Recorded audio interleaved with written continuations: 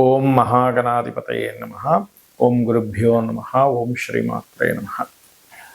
అరుణాం కరుణాతరంగితాక్షీం ధృతపాశాంకుశపుష్పబాణచాపాం అనిమాదిభిరావృతాం మయూకైః అహమిత్యేవ విభావయే భవానీ. శ్రీమాత్రే నమః. ప్రేక్షకులకి ఆ లలితాంబిక అమ్మవారి యొక్క అనుగ్రహం పరిపూర్ణంగా కలగాలని మనస్ఫూర్తిగా కోరుకుంటూ మనం ఈరోజు వార ఫలితములు 31 ఆగస్టు నుంచి సెప్టెంబర్ 6వ తేదీ వరకు గ్రహస్థితి ఏ విధంగా ఉంది అని చెప్పి చూసుకున్నట్లయితే మనకి మీనంలో వక్రించిన శని, కుంభంలో రాహువు, మిథునంలో గురువు, కర్కాటకంలో శుక్రుడు, సింహరాశిలో రవి, బుధ, కేతువు యొక్క సంచారము, కన్యారాశిలో కుజుడు మరియు అదేవిధంగా మనకి వృశ్చిక రాశి నుంచి మకరం వరకు కూడా ఈ యొక్క వారం చంద్రుడి యొక్క సంచారం జరుగుతుంది. ఈ యొక్క గ్రహస్థితిని అనుసరిస్తూ ఎవరెవరికి ఎటువంటి ఫలితాలు రానున్నాయి, ఏ విషయాల పట్ల జాగ్రత్త వహించాలి అనేటువంటి విషయాలు చెప్తుంది నేనైనప్పటికీ కూడా చెప్పిస్తుంది సాక్షాత్ అమ్మవారికి భావిస్తూ ఒక్కొక్కరి గురించి తెలుసుకుందాం. ధనస్సు వారికి గనక చూసుకున్నట్లయితే రాస్యాధిపతి అయినటువంటి గురువు సప్తమ స్థానంలో ఉన్నందుకు వ్యాపార నిమిత్తమై ఎవరైతే ఈ పార్ట్నర్షిప్స్ ఉంటారో ఈ పార్ట్నర్షిప్స్ లభించడము, చేసేటువంటి వ్యాపారాలలో ఖచ్చితంగా మంచి ఫలితాలు రావడము ఇటువంటివి గోచరిస్తున్నాయి. అదేవిధంగా ధనాధిపతి, ధన సంబంధించినటువంటి కారకుడు ఎవరైతే ఉన్నారో ధన స్థానాధిపతి ఎప్పుడైతే 4లో ఉండి వక్రించాడో ఇది ముఖ్యంగా మధ్యవర్తిత్వం మూలంగా కొంత ధనయోగం రావడం అనేది బలంగా చూపిస్తుంది. మీకు సర్వసాధారణంగా అర్ధాష్టమ శని యొక్క ప్రభావం తగ్గుతుంది. దీనివల్ల ఏమిటంటే వక్రించిన శని వల్ల కొన్ని వెహికల్స్ కానివ్వండి, ప్రాపర్టీస్ కానివ్వండి ఏదైతే కొందామనుకుంటారో అవి మరలా వద్దులే ఇప్పుడే ఎందుకు లేదా మీద ఇన్వెస్ట్మెంట్ చేయడం అనేది వెనక్కి తీసుకుంటారు. కాకపోతే ఇక్కడ 3వ స్థానంలో రాహు ఉంటూ శని ఉన్నందుకు, శని వక్రించి వస్తున్నందుకు ధైర్యము, పౌరుష పరాక్రమాలకి చక్కటి బలాన్ని ఇస్తున్నాయి ఈ గ్రహాలు. కాకపోతే ఎవరితోనైనా ఏదైనా మాట్లాడుకునేటప్పుడు కొన్ని విషయాలు ఆన్ రికార్డెడ్గా లేకపోవడం, లేకపోతే పత్రాల రూపంలో లేకపోవడం వల్ల ఇబ్బంది వస్తుంది. కాబట్టి ఏదైనా సరే డాక్యుమెంటేషన్గా చేసుకోండి. అలాగే క్రియేటివ్ ఫీల్డ్లో ఉండేటువంటి వారికి ఉద్యోగ అవకాశాలు వస్తాయి. కాకపోతే ఉద్యోగంలో కాస్త పని ఒత్తిడి అధికంగా ఉంటుంది. 6వ అధిపతి 8లో ఉన్నందుకు ఒక రకంగా చెప్పాలంటే గోచారంలో ఏర్పడినటువంటి విపరీత రాజయోగం. కానీ ఇక్కడ ఎవరైతే బ్యాంకింగ్ రంగాల్లో ఉంటారో నిత్య జీవితంలో కూడా కొన్ని మార్పులు, ఆ బ్యాంకింగ్ రంగాల్లో ఉండేటువంటి వారికి కూడా కొన్ని ఉద్యోగ సంబంధించిన విషయాల్లో కొన్ని మార్పులు చేర్పులు బలంగా చూపిస్తున్నాయి. అయితే ఉద్యోగంలో కాస్త ఎక్కువ స్ట్రెస్ ఉందనుకునేటువంటి వారు ఇంటి దగ్గరలో ఆంజనేయ స్వామి కానీ, లక్ష్మీ నృసింహస్వామి కానీ, లేనట్లయితే స్కందుని ఆలయం ఉన్నట్లయితే వెళ్ళి కాస్త ఒక 3 ప్రదక్షిణాలు చేసుకుని అక్కడ కూర్చొని రండి. అలాగే మీ ఉద్యోగంలో మీరు సీట్లో కూర్చునేటప్పుడు కూడా ఒక్కసారి స్కందుడిని లేదా లక్ష్మీనరసింహస్వామిని తలుచుకోండి, గోవుడికి బెల్లం తినిపించండి. మరింత ఎక్కువ ప్రజలు ఉందనుకునేటువంటి వారు ఓం మాణిక్య మకుటాకార జానుద్వయ విరాజితాయే నమః అనే నామస్మరణ చేయండి. అన్ని విధాలు బాగుంటుంది.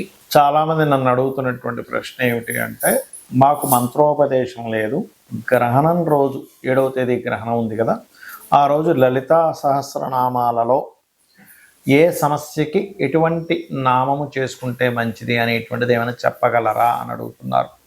నేను దీనికి చాలా 1000 నామాలకి ఆ 1000 నామాల యొక్క అర్థము మన యూట్యూబ్లో చెప్పాం చాలా ఛానల్లో. అయితే ఇప్పుడు ప్రత్యేకంగా గ్రహణ సమయంలో గ్రహణం అనేటువంటిది ఒక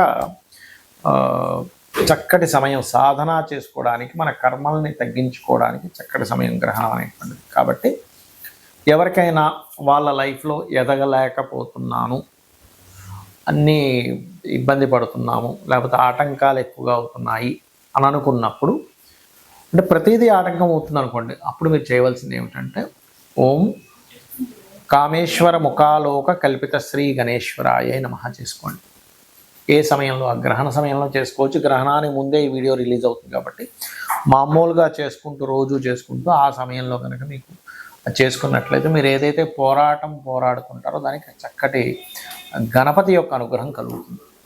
అలాగే ఏమంటే ఫైనాన్షియల్గా బాగా ఇబ్బంది ఉంటుంది, ఎంత కష్టపడ్డా ధనానికి మాకు ఇబ్బంది ఉంది అన్నప్పుడు 2 నామాలు ఉన్నాయి అందులో.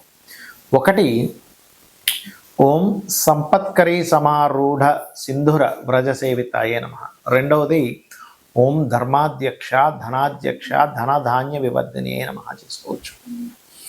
ఇక మరికొంతమందికి ధైర్యం చాలదు, ఎప్పుడూ ఏదో ఒక భయం వెంటాడుతూ ఉంటుంది, కాన్ఫిడెన్స్ లెవెల్స్ తక్కువగా ఉంటాయి. అలాంటి వారికి గణపతిని ఆరాధిస్తూ లలితా సహస్రనామాల్లో ఓం కనకాంగద కేయూర కమనీయ భుజాన్వితాయే నమః, చక్కటి కాన్ఫిడెన్స్ లెవెల్స్ అమ్మవారు మీకు ఇచ్చి తీరుతుంది, అందులో ఎటువంటి సందేహం లేదు.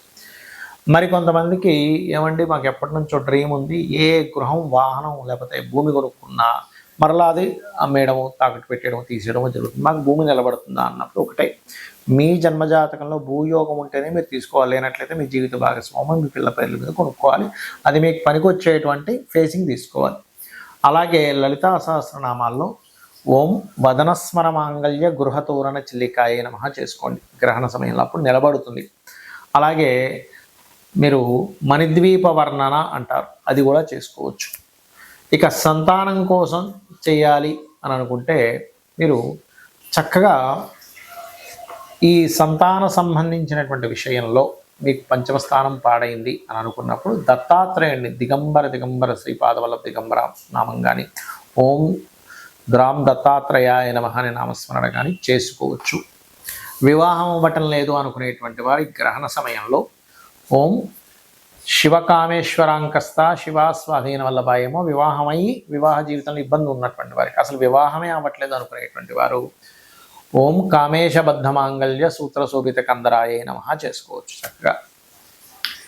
అలాగే మరి ఉద్యోగం రావట్లేదండి అని అనుకునేటువంటి వారు ఓం మాణిక్య మకుటాకార జానుద్వయ విరాజితాయ నమః చేసుకోవచ్చు. దానివల్ల ఉద్యోగం రావడమే కాకుండా ప్రమోషన్స్ కూడా చక్కగా ఉంటాయి.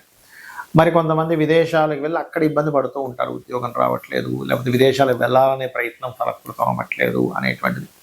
అలాంటప్పుడు రోజు ఉదయం సాయంత్రం హనుమాన్ చాలీసా చదివితే చక్కగా మీరు విదేశాల్లో పడుతున్నటువంటి ఇబ్బంది నుంచి ఆ వాయుపుత్రుడు అనేటువంటి ఆంజనేయ స్వామి వారు మీకు అతని యొక్క అనుగ్రహం ద్వారా ఆ ఇబ్బందుల నుంచి బయటపడతారు. లేదా ఇంకా తీవ్రంగా ఇబ్బంది ఉందనుకునేటువంటి వారికి శాస్త్రంలో చెప్పినటువంటి విషయం ఏమిటి అంటే రోజుకి 7 సార్లు కనుక హనుమాన్ చాలీసా చేసుకోగలిగితే ఖచ్చితంగా స్వామివారి అనుగ్రహంతో శని దోషాలు ముఖ్యంగా ఎందుకు మనకి ఏర్పడతాయంటే అన్ని గ్రహాలు మంచి ఇస్తాయి, ఇబ్బందిని ఇస్తాయి మన కర్మలను బట్టి.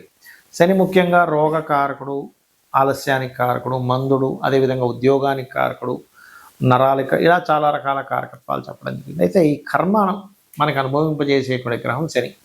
అప్పుడు ఆ హనుమత్ ఆరాధన కనుక చేసినట్లయితే దాని యొక్క దోషం అనేటువంటిది కూడా చాలా మటుకు తగ్గుతుంది, గుర్తుపెట్టుకోండి. అలాగే మరి కొంతమందికి వ్యాపారాల్లో ఉంటారు, వ్యాపారంలో అభివృద్ధి అవ్వాలి, నేను ఈ గ్రహణం రోజు ఏం చేసుకోవాలి అంటే ఒకటే ఓం ఇంద్రగోప పరిక్షిప్త స్మరతోనాభజంగికాయే నమః చేసుకోవచ్చు. అలాగే ఇంకొంతమందికి వ్యాపారాలు ఉండవు కానీ వాళ్ళకి ఏది సక్సెస్ లేదనేటువంటిది ఉంటుంది, అంటే లాభస్థానం పాడవుతుంది వారికి.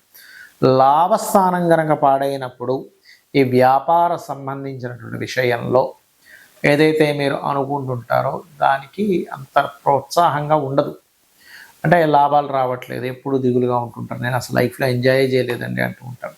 అప్పుడు కూడా ఈ ఇంద్రగోప పరిక్షిప్త స్మరతోనాభజంగికాయే నమః అనే నామస్మరణ ఖచ్చితంగా పనిచేస్తుంది. మరి కొంతమంది ఆకస్మిక సంఘటనలు ఉంటాయి, గ్రహణం రోజు కనుక మీరు ఆకస్మిక సంఘటనలు జరుగుతున్నా లేకపోతే కొన్ని విషయాలు చూడండి సగంలో ఆగిపోతాయి, సినిమాలు కావచ్చు, వాళ్ళ కన్స్ట్రక్షన్ కావచ్చు, లేనట్లయితే వాళ్ళ లైఫ్లో ఏదైనా ఒక కోర్స్ కావచ్చు, ఏదైనా కానీ సగంలో ఆగిపోతుందండి, చాలా ఇబ్బంది ఉంది అన్నప్పుడు ఓం అష్టమి చంద్ర విభ్రాజ అలికస్థల శోభితాయే నమః చేసుకోండి, అన్ని విధాలా మీకు బాగుంటుంది.